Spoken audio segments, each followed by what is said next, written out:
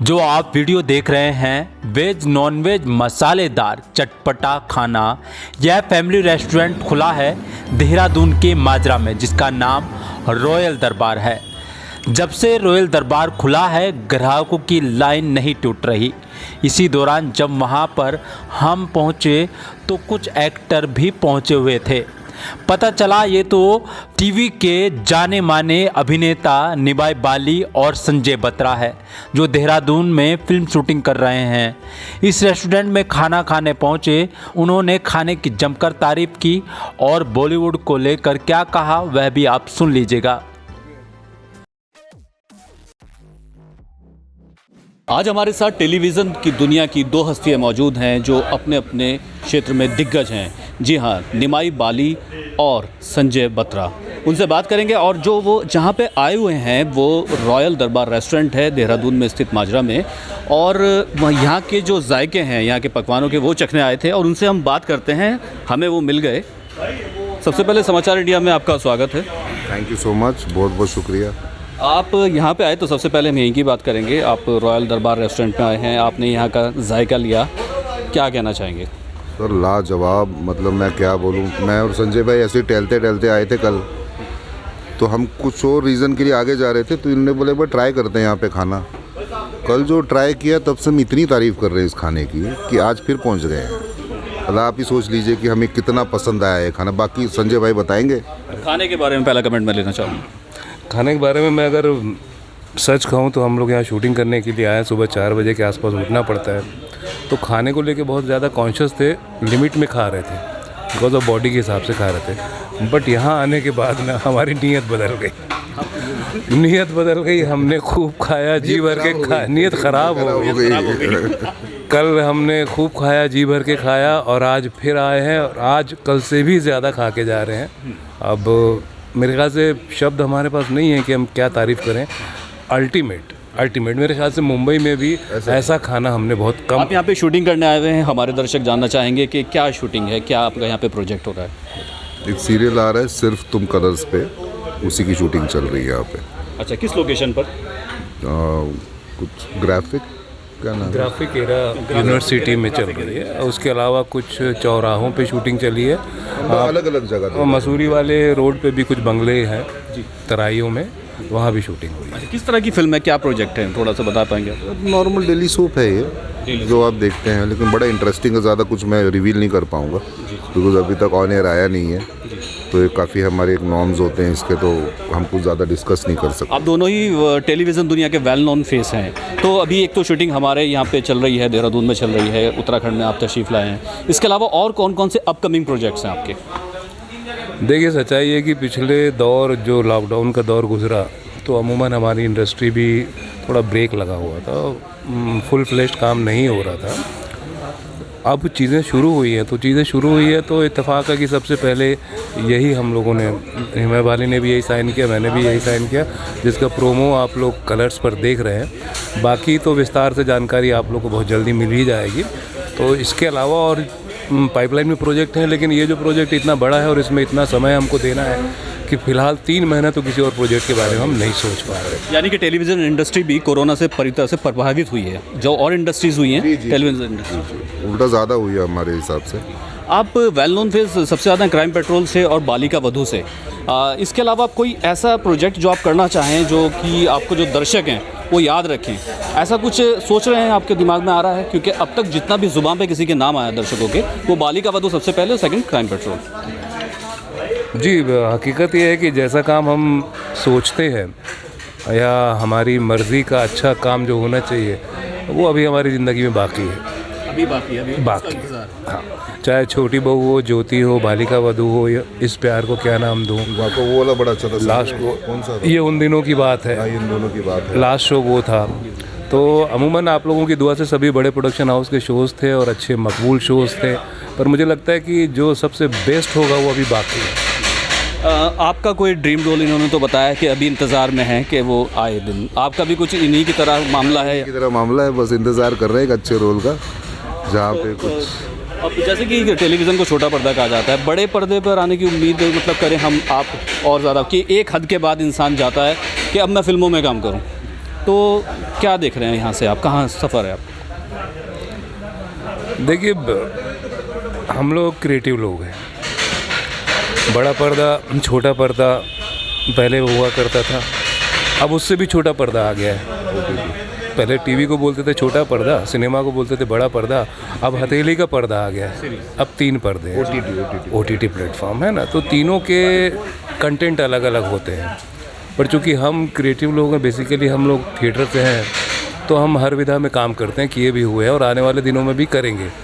इन दिनों थोड़ी सी आज़ादी है OTT प्लेटफॉर्म की वेब सीरीज़ में, जो कि हकीकत को बयां करती है, जीवन की सच्चाई का प्रदर्शन करने की छूट है उसमें, तो उसके किरदार हमें थोड़ा ज़्यादा प्रभावित करते हैं। निश्चित रूप से सेलुलॉइड पे भी करना चाहेंगे और पाइपलाइन में है चीज़ें। एक OTT और ये जो तीसरा पर्दा आपने जिक्र किया है, बेशक ये बहुत एक ज़बरदस्त चीज़ है, नई चीज़ आई है। तो OTT और जितना प्लेटफॉर्म है और साथ में सीरीज़ ये जो चलती हैं, इसको आप कैसे देखते हैं? ये अल्टरनेट है सिनेमा का? आप बोलना चाहेंगे?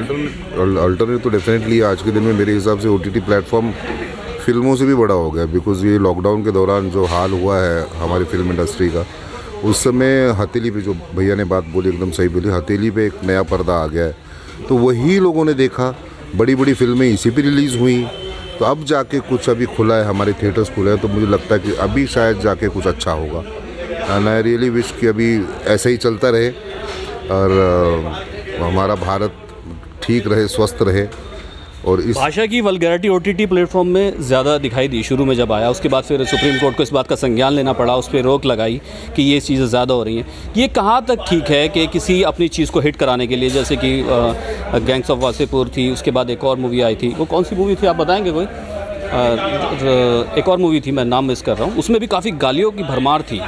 तो ये कहाँ तक ठीक है एक आर्ट की फील्ड से? ठीक तो नहीं है बिल्कुल, मेरे हिसाब से ऐसा होना नहीं चाहिए। जिला गाजियाबाद भी थी, एक और आई थी। आप क्या विचार रखते हैं? देखिए सामाजिक दृष्टिकोण से और संस्कारों के दृष्टिकोण से नहीं होना चाहिए, लेकिन दूसरा पहलू ये है कि सामान्य जीवन में जो हम देखते हैं वो उसी की तस्वीर है। सामान्य जीवन में भी हम कई बार बकते हैं, लेकिन उसका एडवांटेज लेके थोपी हुई जो चीज़ें आती हैं ना, अनावश्यक, वो नहीं होना चाहिए। सहज रूप से हमारे जीवन में भी कई बार हम आवेश में आके वो शब्दों का प्रयोग कर जाते हैं, तो उसमें एडवांटेज है, चूँकि सेंसर नहीं है तो उसका इस्तेमाल होए, लेकिन एक सीमा में होना चाहिए। वैसा भी ना हो कि हम परिवार के साथ बैठ के ना देख पाएँ। आप दोनों ही टेलीविज़न इंडस्ट्री की पर्सनालिटी हैं, साथ में जो टेलीविज़न इंडस्ट्री है वो भव्य नाटक हो गए हैं, सब में सास बहू साजिश और भव्य कपड़े, भव्य सेट, गहने, और जो एक लोअर मिडिल क्लास तबका है, ख़ासतौर से लेडीज़ इस चीज़ को बहुत देखती हैं, और जो ये मीडिया है, ये एक धारावाहिक वाला मीडिया, तो उनकी समझ से बाहर होता है और उस चीज़ को फॉलो भी करते हैं। तो क्या वाकई में दुनिया ऐसी है कि भव्यता और साजिशें ही चली जा रही हैं और लोग इसी को देखे जा रहे हैं? ये कौन सा मास कम्युनिकेशन का टूल है? ये ज़िंदगी की हकीकत नहीं है, लेकिन आम आदमी को सपने बड़े प्यारे लगते हैं। जो चीज़ उसके पास नहीं है पर उसके अंदर में कहीं ना कहीं चाह है, उसको जब दिखाई जाती तो उसको ज़्यादा प्रभावित करती है। तो उसी नब्ज़ को पकड़ के निर्माताओं ने बना और पब्लिक ने देखा, अप्रिशिएट किया, तो वो और बनाते गए। अगर हम नकार देते, हम हकीकत देखने के पक्षधर होते, उसको नकार देते, तो शायद वो दोबारा नहीं बनाते। यानी कि जो पब्लिक है, यहाँ का ऑडियंस है, हकीकत देखना दरअसल नहीं चाहता, या कह लीजिए उसको अभी इतनी सेंस नहीं है टेलीविज़न देख। सेंस है तो, लेकिन फिर भी हकीकत से पर्दा रखना चाहते हैं। जो सपना होता है, भैया ने सही बोला कि सपना होता है जो ज़्यादा शायद हम लोग साकार नहीं कर सकते। अच्छा, तो वो इल्यूजन में जीती है पब्लिक। उसने नहीं, वैसे नहीं बोल रहा हूँ, वो जो है, वो जो किरदार जो हम प्ले करते हैं, तो शायद कहीं ना कहीं उससे रिलेट करती है कि मैं जो ना कर पाऊँ। जैसे वास्तव आपने देखी होगी, ठीक है, अभी जब थिएटर से हर इंसान जो बाहर निकला हूँ, मैं भी उनमें से एक हूँ, तो मुझे लगा मुझे संजत बनना चाहिए। अब इसका मतलब ये नहीं कि मुझे गैंगस्टर बनना है, बट एक ऐसा इल्यूजन होता है, इंसान इल्यूजन बेनिफिट मिलता है इंडस्ट्री को। अच्छा, अभी लेटेस्ट चल रहा है और आर्यन खान को बेल भी मिल गई है आज, तो उस पर क्या विचार है? आप भी फॉलो करते हैं, मुंबई में ही छोटे जो इंडस्ट्री है, टेलीविज़न इंडस्ट्री है, और बड़ी इंडस्ट्री वहाँ पे बॉलीवुड इंडस्ट्री भी है, तो इस पर आपके क्या कमेंट्स हैं? मेरे ख्याल से ये मसला समझ के बाहर है। ये हिंदुस्तान है, यहाँ का संविधान है जिसका पालन करके हर इंसान जीता है, हम आप भी जीते हैं, लेकिन कई बार कुछ ऐसी विसंगतियाँ आ जाती हैं, वो हमारे लिए मतलब पचने लायक नहीं होती हैं। आप गौर करिए, बहुत सारे विशेष समाज का मैं नाम नहीं ले सकता, लेकिन बहुत सारी चीज़ें ऐसी हैं जो थोक में चलती हैं। और तो और अभी 3,000 करोड़ की वो अफीम या चरस पकड़ाई गई, उसका भी जिक्र आया। वो खबर हमारे पास नहीं है, लेकिन आरएन कोई क्या इसको कॉन्स्पिरेसी के मानते हैं? वो आ रही है आपको, आप मानते हैं उस तरफ कि कॉन्स्पिरेसी भी है इसमें शामिल? ये मैं कह रहा हूँ कि विसंगति है कि हमको जो दिखाया जा रहा है हम वही देखते हैं और उसको सच मान लेते हैं, लेकिन इस विसंगति के चलते कुछ गलत भी हो रहा है जो नहीं होना चाहिए। हम ही नहीं मानते कि वो हम देख नहीं पा रहे। हाँ, हम ये नहीं कहते बस उसको बच्चों को ड्रग एडिक्ट होना चाहिए, उनको लेना चाहिए, लेकिन वास्तविकता से परे जो चीज़ें मतलब प्रचार प्रसार और सिर्फ आपकी वैचारिक पक्ष को कमज़ोर करने के लिए एक जगह बांध के रखने की प्रवृत्ति चल रही है। अगर ऐसा है तो फिर 3,000 करोड़ की चरस के बारे में सबसे पहले इंक्वायरी होनी चाहिए कि वो आई तो गई कहाँ, वो पकड़ाई कोकेन।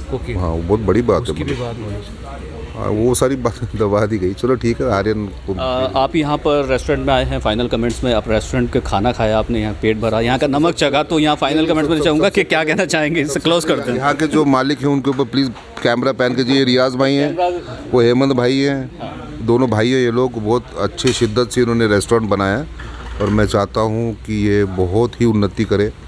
मतलब हम लोग तो यहाँ से चले जाएंगे, लेकिन दुआएं आपके साथ हमेशा रहेंगी। पर हम ज़रूर जब भी आएंगे तो यहाँ आएंगे, और हमसे जुड़े हुए लोग जब भी यहाँ आएंगे हम उनसे ज़रूर कहेंगे कि भाई एक बार वहाँ जाना, और हम इनको फ़ोन करके बोलेंगे भाई हमारे। अगर हम फ़ोन ना भी करेंगे तो भी वो जब खा के बोलेंगे तो यार कैसी कमाल की जगह भेजा था। मेहमान नवाजी और स्वाद दोनों चीज़ें बेमिसाल, लफ्ज़ नहीं हमारे पास। समाचार इंडिया से बात करने के लिए आप दोनों का शुक्रिया।